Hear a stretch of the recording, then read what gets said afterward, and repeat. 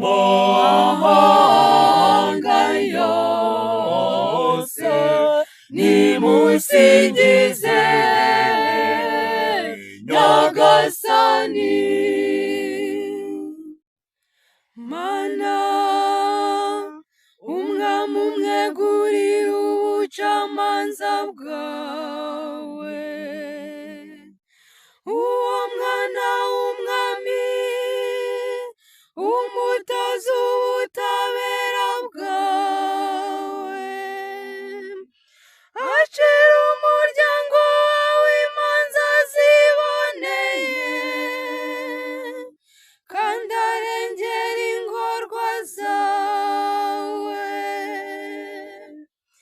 Mu gihe cye ubutabera buzasagamba,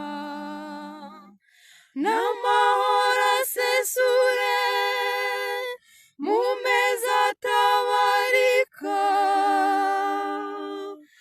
Azategeka kuva ku nyanja kugera ku yindi,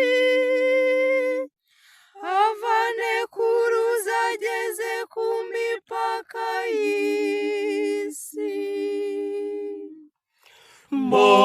Mahanga yose nimusingize Nyagasani. Abami b'Itarishishi n'ab'ibirwa bazamuture, abami b'i Seba n'ab'i Saba bamurabukire, abami bose bazapfukama imbere ye, amahanga yose amuyoboke.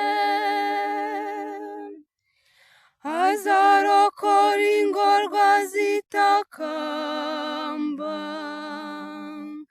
n'indushyi zitagira kirengera. Azagirira ibambe ingorwa n'utishoboye, aramira ubuzima bwabo. Mahanga yose nimusingize Nyagasani.